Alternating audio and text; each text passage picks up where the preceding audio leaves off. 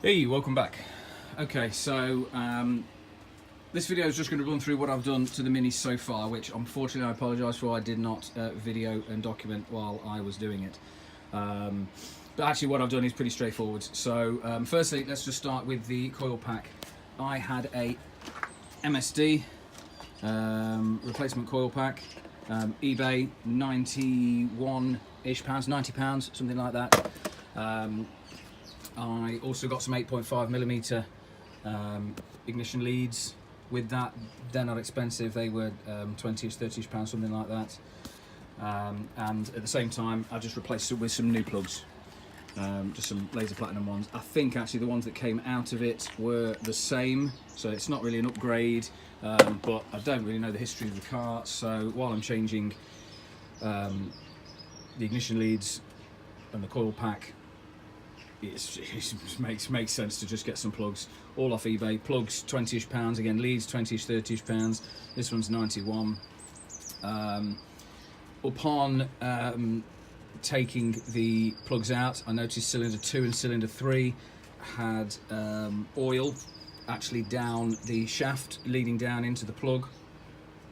Quite a lot, to be fair, and that points towards the rocker cover gasket seals that sit underneath here. So we're going to be doing a rocker cover gasket change, full gasket change, including these at some point. It was done a couple of days ago and I've driven it then. There doesn't seem to be any coming out now. It is possible that it's been oil leaking from elsewhere. All of this was absolutely filthy black, really loads of residue, loads of oil. So it is possible the old seats the old seats on the old ignition leads, these ones.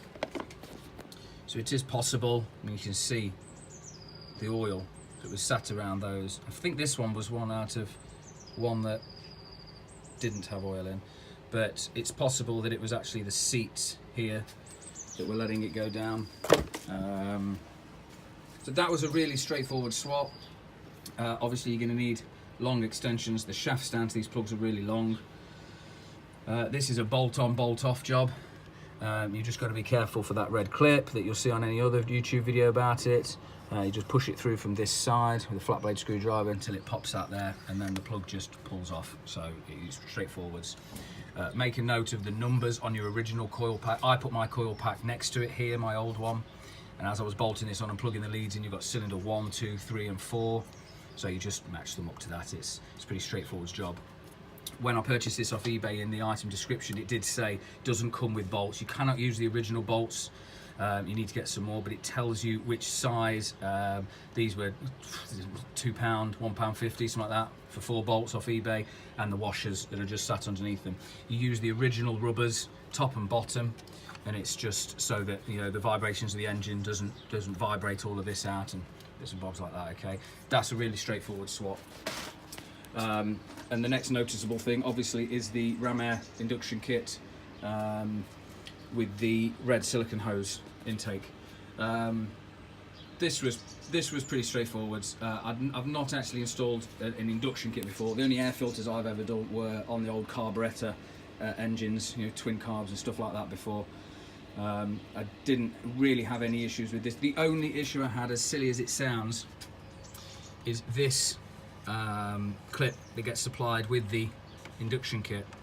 It comes with this threaded bolt that's actually welded to the clip, okay, so that it holds this in place, and it just stops it moving around, okay.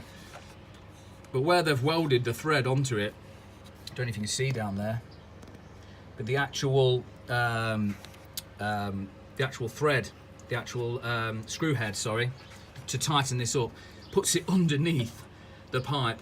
So there's not really a way to do it. I basically had to then, because I'd fitted all of this. This was all fitted and fastened, you know, and I'd done the breather hose in there. Everything was all done, and then I'd pop this in, and I could not get, even with this out, there was no way to get a screwdriver down. So I had to pop this back off again and sort of twist this round and tighten it, and then sort of twist it back again and slot that in. It's not a big deal, but you know, if they'd have just welded that on a bit further, say round, I don't know which way, would it be that way or that way? Either way, if it was moved one way, it would work a lot better. Obviously you have to take the ECU out. The only thing I found were these clips on the tip of my finger just there. I don't know if you can see properly. That's it, that little sort of curved clip there that you can see. They have to come, this long plug, the clip has to come quite far back before you can actually pull it out of the ECU. The rear one, it doesn't have to go as far, but you know, I'm pulling this clip back and I'm thinking, oh, that's enough, and I'm pulling it and it's not moving. It's got to come right the way back and then it can come out. So obviously your ECU in the original airbox, where's the original airbox? So there's your original airbox. So the ECU had a nice little slot, you see. So when you remove your old airbox for this Ram Air one, because it comes with this nice new airbox, you lose this. So it comes with a bracket that you fasten in, you bolt your ECU back in again, and you plug it back in, just as stated on many videos. Just be very careful with your ECU, it's delicate, don't drop it. And the plugs, make sure they're properly lined up before you push them down. But I didn't have any troubles with that, that was okay. The Ram Air induction kit, again, eBay, $139.99. I got with it, obviously, the cone filter. I got the flexible intake pipe. You get the box, relevant clips.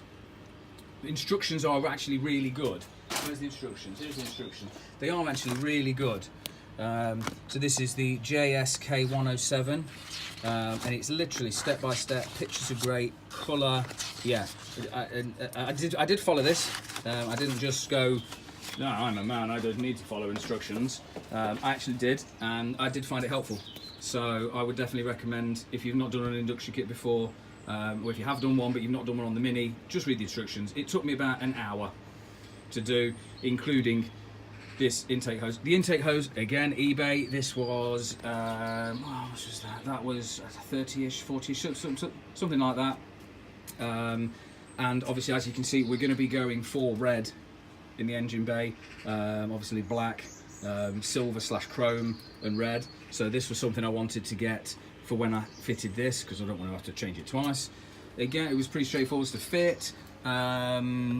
It obviously just fitted a new clip on the bottom. You can just see the screw head down there, just so that you can get in from this side to tighten. Then you've got the breather hose on the back that just pushes on. I have actually got to put, I've got the original clip, get in focus there, but I have got to put a new one on there, and it is over here. I've actually been and picked up a selection of them. It shouldn't pop off, but obviously I like to make sure that it's on properly and tight. This hose, the intake hose that comes with it, you trim it to fit. It was about, it was probably nearly twice as long as what's here. So I trimmed that back. This end goes on very easily, just twist it and it pushes on. This end was a little bit more, a little bit tighter, to be fair, but not really any issues at all. Like I said, an hour, 140 pounds, 30-ish pounds, and you've got throttle responses a little better. It makes a great suck sound, obviously, which you get from induction kits on acceleration. The biggest difference I've noticed is the intercooler whistle is much louder. So obviously it's getting a lot more air through. So yeah, second, third gear, taking it through the rev range, it's so much great. You know, it's well worth the money. What we've got on the floor, just to let you know, we have got from the same company, we've got a water hose silicone kit, which I'm assuming, I need to obviously read through on everything, but I'm assuming it's going to be replacing all of these, various other water pipes around here to brighten it up and make it all red. And we have also got to change, at the same time I might add, because obviously we've got to drain the coolant, we have got a alloy header tank to replace the original one there. Okay, this silicone hose kit, eBay, £63 I believe, and the chrome header tank was I think £39.99, 40 quid. So obviously I'm going to be changing that and that at the same time, because I'm going to be dropping the coolant, and we have got a brand new bottle of coolant there ready. Okay, so that's going to be another day. So that's what I've done so far. I say not a great deal, a little bit of cleaning. Practically only just cleaned this area here, which is when I did the coil pack the other day. So yeah, thanks for watching, and I shall be uploading more videos soon.